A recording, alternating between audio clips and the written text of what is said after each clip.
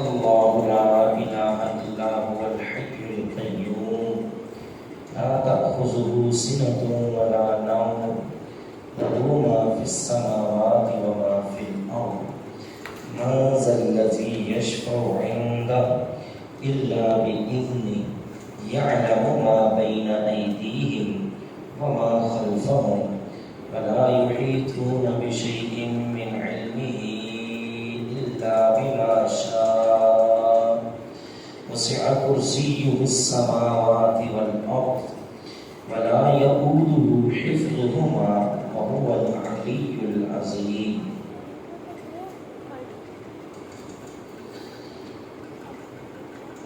اللہ لا الہ الا هو الحی القیوم اللہ وہ ذات ہے کہ جس کے سوا کوئی معبود برحق نہیں، وہ الحی ہے، وہ قیوم ہے۔ لا تأخذہ سنۃ ولا نوم، نہیں پکڑتی اس کو اونگ اور نہ ہی نیند۔ لہ ما فی السماوات و ما فی الارض، اسی کے لیے ہے جو کچھ ہے آسمانوں میں اور جو کچھ ہے زمین میں۔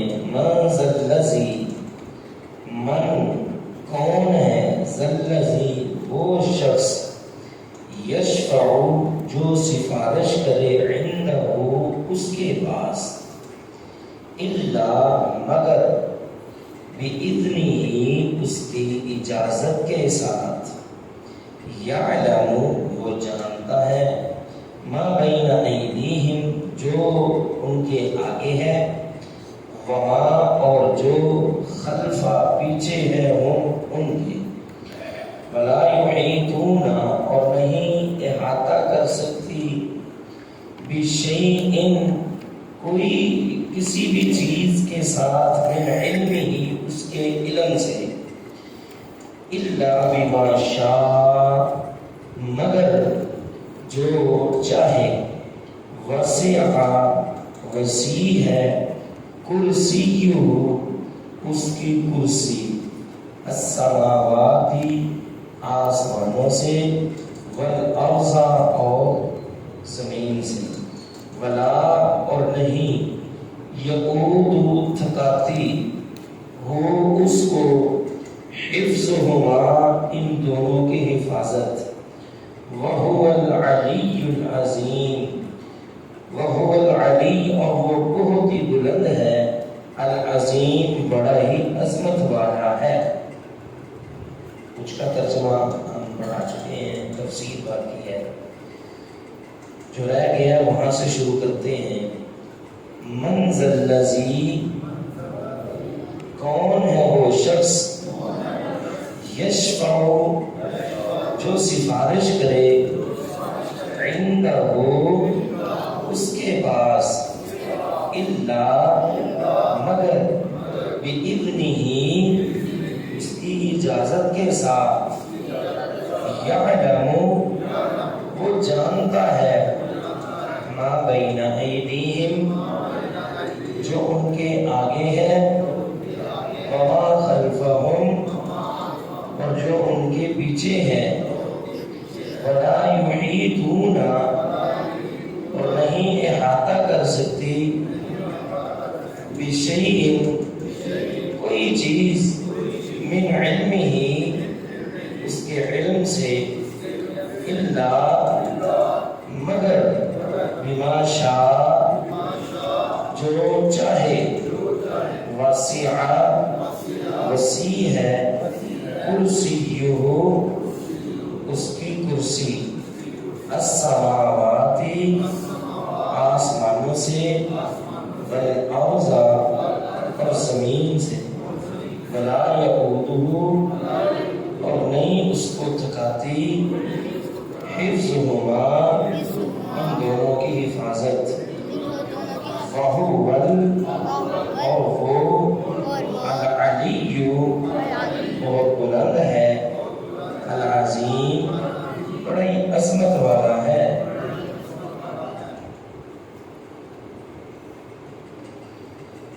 اللہ لا الہ الا هو الحی القیوم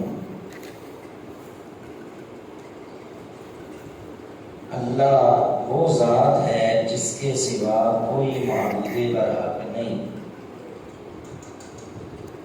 اس آیت کو آیت الکرسی کہتے ہیں۔ اس کی وجہ یہ ہے کہ اس میں کرسی کا ذکر ہے، وسع کرسیہ السماوات والارض، اللہ تعالیٰ کی کرسی کا ذکر ہے۔ اللہ لا الہ الا هو الحی القیوم، اس آیت کی فضیلت ہم کچھ بیان کر چکے ہیں۔ ہم نے عرض کیا تھا کہ یہ قرآن کریم کی سب سے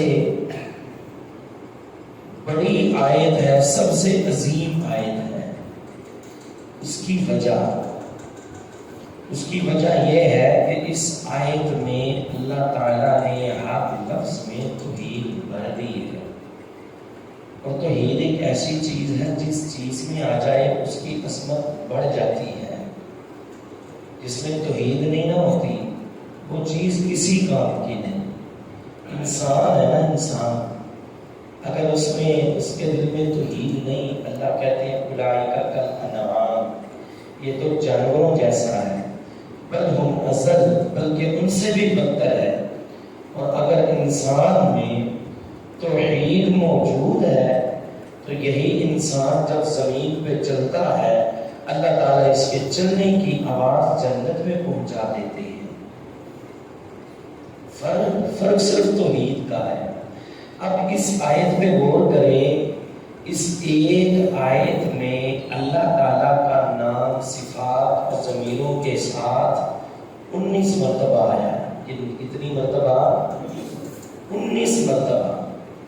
اس آیت کے عظیم ہونے کی وجہ یہ ہے، اس آیت میں اللہ تعالیٰ نے توحید پہ ایک دعویٰ کیا ہے اور اس کے سچے ہونے کے 11 دلائل پیش کیے ہیں۔ ایک دعویٰ کیا ہے، دعویٰ سمجھتے ہیں نا؟ دعویٰ سمجھتے ہیں نہیں سمجھتے؟ دعویٰ پھر اس کی دلیل، یہ موبائل میرا ہے، یہ میں نے کیا کیا ہے؟ یہ دعویٰ ہے، ٹھیک ہے۔ اب میں جب تک اس کی دلیل نہیں نہ دوں گا کہ یہ میرا ہے، تب تک یہ میرا دعویٰ سچا ثابت ہو سکتا نہیں ہو سکتا۔ بھئی میرا موبائل ہے، اس کی دلیل یہ ہے، میری سم اس میں ہے، میرے نمبر اس میں ہے، ڈبہ میرے پاس، یہ ساری دلیلیں ہیں، رسید میرے پاس ہے، یہ ساری دلیلیں ہیں۔ اگر یہ کچھ میرے پاس نہیں تو میرا دعویٰ غلط ہے، باطل ہے، جھوٹا ہے۔ اللہ تعالیٰ نے اس آیت میں ایک دعویٰ کیا ہے اور اس کی کتنی دلیلیں دی ہیں؟ 11 دلیلیں دی ہیں۔ اللہ تعالیٰ کا نام ضمیروں کے ساتھ، صفات کے ساتھ اس ایک آیت میں کتنی مرتبہ ہے؟ 19 مرتبہ ہے۔ یہ وجہ ہے کہ یہ آیت پورے قرآن مجید کی آیات سے سب سے عظیم آیت ہے۔ آپ جانتے ہیں کہ سورہ اخلاص، قل هو اللہ احد، کیا کہتے ہیں اس کے متعلق؟ کیا کہتے ہیں؟ یہ 1/3 قرآن ہے۔ کیا کہتے ہیں؟ یہ سورت کیا مطلب ہے؟ 1/3 قرآن ہے۔ قرآن کے 3 حصے کیے جائیں نا، ایک حصہ اکیلی سورہ اخلاص ہے، قل هو اللہ احد یہ سورت ہے۔ آخر یہ 1/3 کیسے ہے؟ تو جان لیں کہ قرآن کریم کے جتنے موضوع ہیں نا، سب کا جمع کر دیا جائے، ان کا ایک حصہ، ایک تعلیم کا حصہ جو ہے وہ صرف اکیلی سورہ اخلاص میں موجود ہے۔ اس وجہ سے وہ 1/3 قرآن کہلاتی ہے۔ کیوں؟ کیونکہ اس کے ہر لفظ میں توحید ہے۔ قل هو اللہ احد اللہ الصمد لم یلد ولم یولد ولم یکن له کفوا احد، ایک لفظ میں توحید ہے، جس کی وجہ سے سورہ اخلاص کیا ہے؟ 1/3 قرآن ہے۔ اسی طرح اس آیت میں اللہ تعالیٰ نے توحید کو اس انداز سے بیان کیا ہے کہ ایک دعویٰ 11 دلائل اور اللہ تعالیٰ کا بار بار اسماء و صفات کا ذکر ہے، جس کی وجہ سے یہ قرآن کریم کی سب سے عظیم آیت ہے۔ آپ اس کو پڑھتے ہیں، ہماری کوشش یہ ہے کہ زیادہ دن نہیں لیکن 2-3 دن میں اس کی تفسیر کو مکمل کریں۔ اگر ہم یوں تفسیر بیان کریں تو اس پہ کم از کم کو 15-20 دن چاہیے اس کی وضاحت کے لیے، لیکن ساتھی اس کو لازمی سنیں، بہت ضروری سنیں۔ اس کی وجہ یہ ہے، آج تک ہم نے یہ سورت اپنے مال کی حفاظت کے لیے پڑھی ہے، آج کے بعد اگر آپ اس سورت کو پڑھیں تو اپنے ایمان کی حفاظت کے لیے پڑھیں۔ کیونکہ بات کی سمجھ آئے گی نہیں آئے گی۔ یہ سورت سب سے پہلے تو اپنے بچوں کو یاد کرنا ہے، اپنے چھوٹوں کو یاد کرنا ہے۔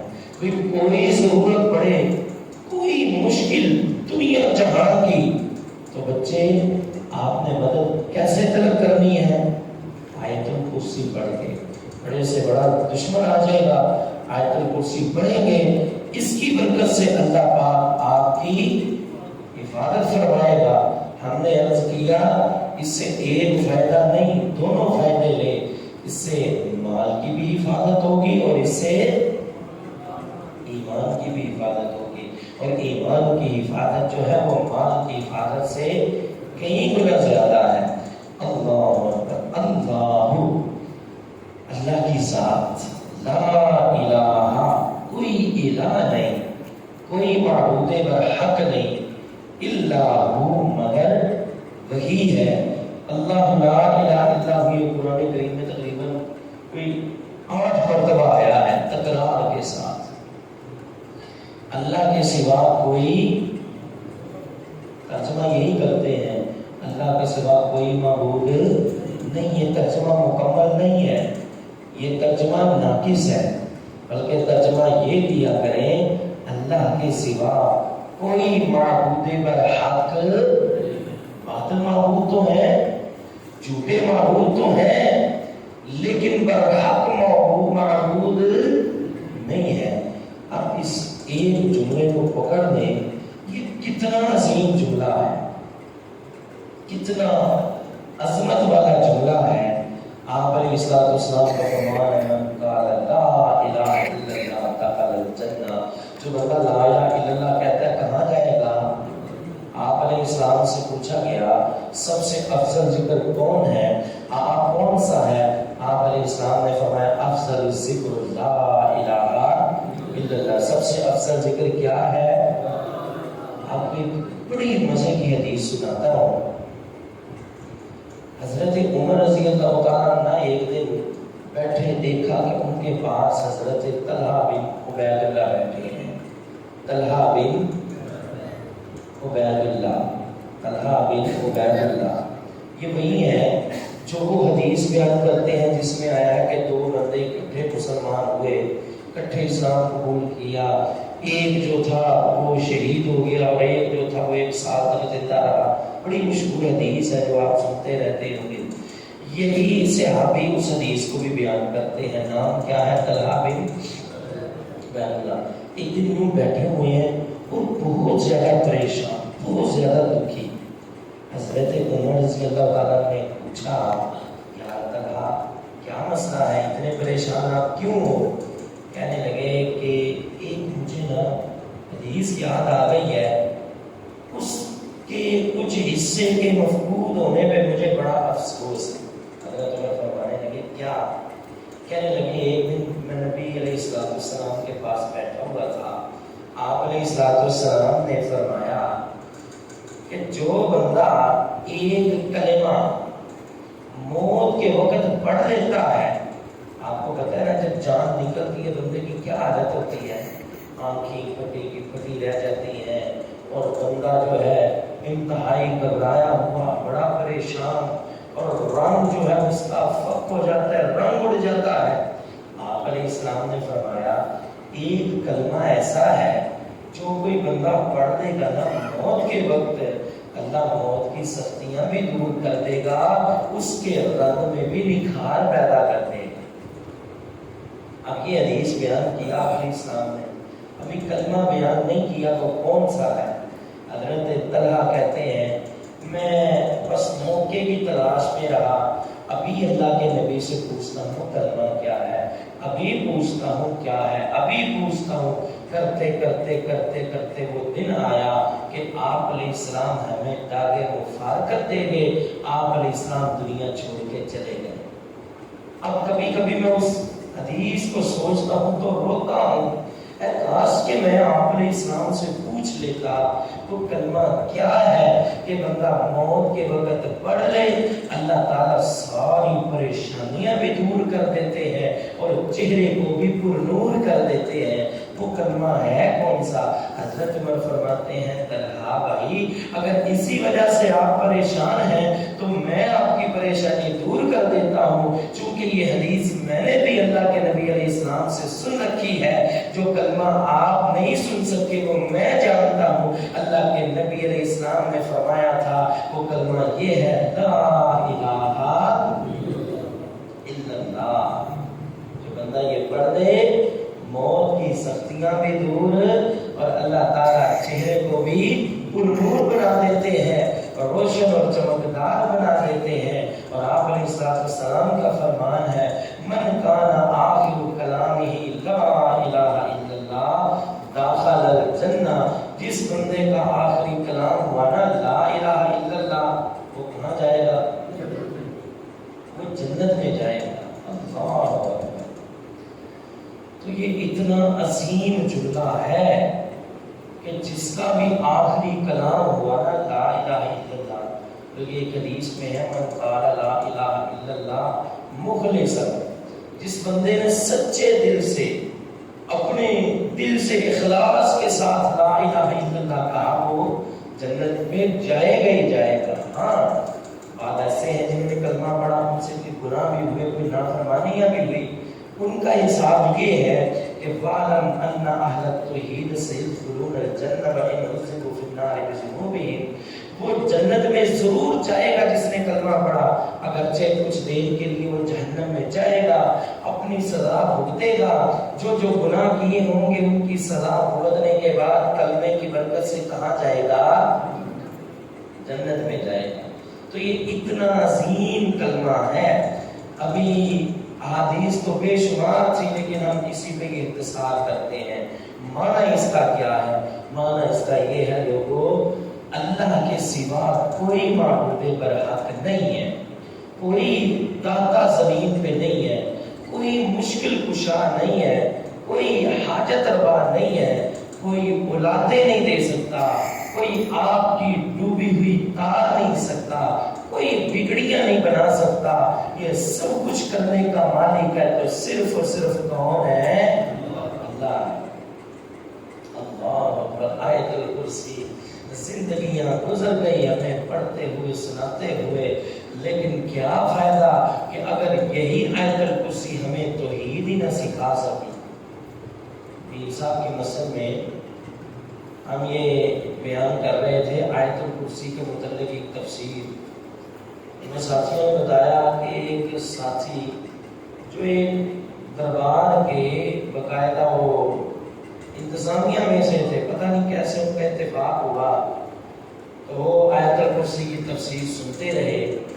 جس دن آیت الکرسی کی تفسیر ختم ہوئی تقریباً وہ کھڑے ہوئے درس کے بعد اور کہنے لگے کہ مولانا صاحب میری عمر آپ تقریباً 65 سال ہے، بڑے لوگوں سے آیت الکرسی سنی اور ترجمہ سنا لیکن آج تک یہ تشریح اور یہ تفسیر ہم نے زندگی میں سنی نہیں ہے۔ سن بھی کیسے سکتے ہیں؟ اگر سنی ہوتی تو ہمارا ان نظاروں سے، ان درباروں سے اور ان درگاہوں سے تعلق کیسے رہ سکتا تھا؟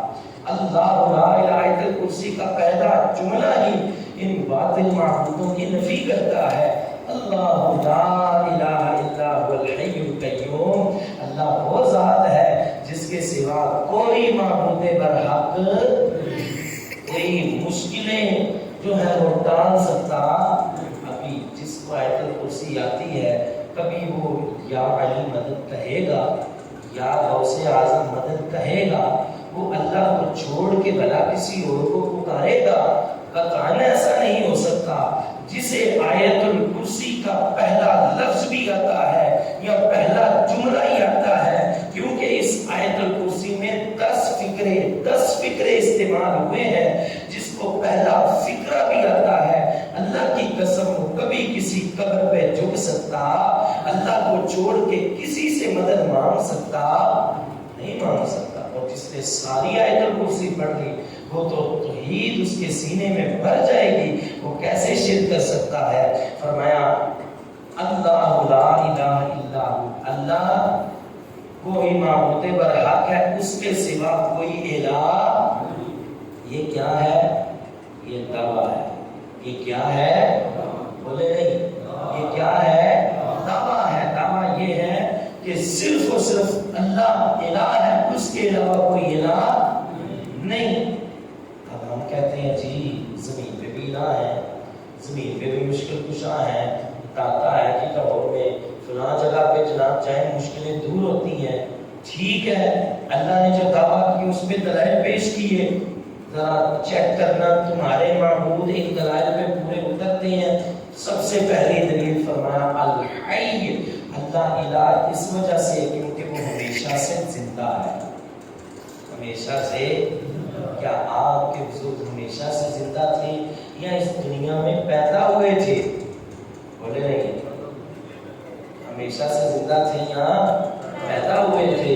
اگر اس دنیا میں پیدا ہوئے تھے تو وہ داتا ہو سکتے، وہ کبھی بھی مشکل کشا ہو سکتے، وہ کبھی بھی الہ نہیں ہو سکتے۔ اللہ ہی ہے جو ہمیشہ سے ہے اور ہمیشہ رہے گا۔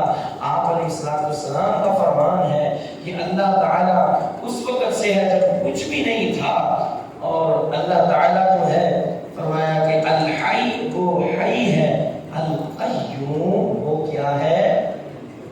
قیوم ہے، وہ خود بھی قائم ہے اور ہر چیز کا وجود اسی کی وجہ سے قائم ہے۔ ہر چیز اگر قائم ہے تو کس کی وجہ سے؟ کس کی وجہ سے؟ خود ہم کیا ہے؟ خود ہم کیا ہے؟ چل نہیں سکتے، ٹھوکر لگے زمین پہ گر جاتے ہیں، ہمارے پاس کس چیز کا اختیار ہے؟ اللہ اکبر، جتنے معبود ہیں باطل چیک کر لیں، بھلا وہ اب قائم ہے؟ کہاں ہے؟ اللہ اکبر، یہ قائم ہے۔ یہ بزرگ فوت ہوئے، سب سے پہلے ان کو چارپائی پہ لٹایا، لٹا کے پھٹے پہ لٹایا، کپڑے نہیں اتر رہے، کینچی کے ساتھ کپڑے کاٹے ہیں، اب اوپر پانی بہایا، ان کو غسل کروایا، غسل کرنے کے بعد کروانے کے بعد اس کے بعد ان کو کفن پہنایا، کفن باندھا، اٹھا کے چارپائی پہ رکھا اور کندھوں پہ اٹھایا۔ وہ تو چل کے قبرستان بھی نہیں آ سکتا تھا، پہلے جنازہ لے کے گئے، اللہ سے اس کی بخشش کی دعائیں کی، اب وہ قبرستان میں لے کر آئے، قبر میں دفن کر دیا۔ یہ بیچارہ یہاں تک کچھ نہیں کر سکتا تھا، تب قبر میں دفن کر دیا تو کہتے ہیں جی اب ہمیں سب کچھ دیتا ہے تو یہی دیتا ہے، اب ہم کو جو کچھ ملتا ہے ان کے تو خیر ملتا ہے، ان کے صدقے ملتا ہے۔ اگر بھائی یہ کچھ دینے کی طاقت رکھتے تو کیسے انہوں نے گوارا کیا کہ تم ان کے کپڑے پھاڑ کے، ان کے کپڑے کاٹ کے ان کو غسل دیتے؟ کیا یہ غسل نہ کرتے؟ یہ تو اتنے بھی قائم نہیں ہے۔ ہر چیز کا وجود ہے، ہر چیز قائم ہے تو اس کی وجہ سے، اللہ تعالیٰ کی وجہ سے۔ وہ قیوم ہے، لا تأخذہ سنۃ ولا نوم، نہیں اسے بالکل بھی چھوتی نہ اونگ اور نہ ہی نیند۔ ذرا بتائیں آپ کے بزرگ سوتے ہیں کہ نہیں؟ کوئی دنیا کا بڑے سے بڑا بزرگ لے آئے تو کہتا ہے کہ میں نے بڑا چلا پھرا ہوا ہے، میں بڑا ماہر ہوں، کوئی آج بھی کھلا چیلنج ہے، اس کو پہلے 3 دن لگاتار جگائیں 72 گھنٹے، اس کے بعد ہم یہ نہیں کہتے ایک محلے کا نظام قائم رکھ کے دکھائے، ہم یہ نہیں کہتے کہ وہ کسی علاقے کا نظام قائم رکھ کے دکھائے، اس کے ہاتھ میں صرف یوں 2 شیشے کے گلاس دے دیں، اسے بولیں کہ بس 1 رات تک اسے یہاں اپنے ہاتھوں میں قائم رکھ کے دکھاؤ۔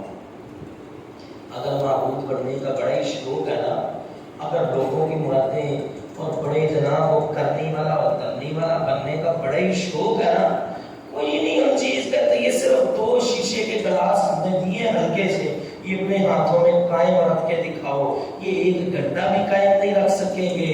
اور وہ اللہ ہے ان اللہ یمسک السماوات والارض ان تزولا, جس نے زمین و آسمان کو پہلے دن سے تھاما ہوا ہے, آج تک ان کا نظام قائم ہے. تو کس کی وجہ سے؟ وہ ہوتا ہے معبود. ہم نے تھاما ہے تو اس کا دروازہ تھاما ہے. ہم فقیر ہوئے تو اس کے در کے فقیر ہوئے. اس لیے ہم آپ سب کو بھی یہی دعوت دیتے ہیں, دنیا والوں اگر فقیری اختیار کرنی ہے, اگر کسی کے دروازے کو پکڑنا ہے تو یہ دروازہ بہترین ہے. اس سے بہترین دروازہ کائنات میں ہو نہیں سکتا. اللہ سے دعا ہے جو سنا, جو بیان کیا, جو سمجھا, اللہ تعالی ہمیں صحیح معنوں میں سمجھ کے عمل کی توفیق دے. وآخر دعوانا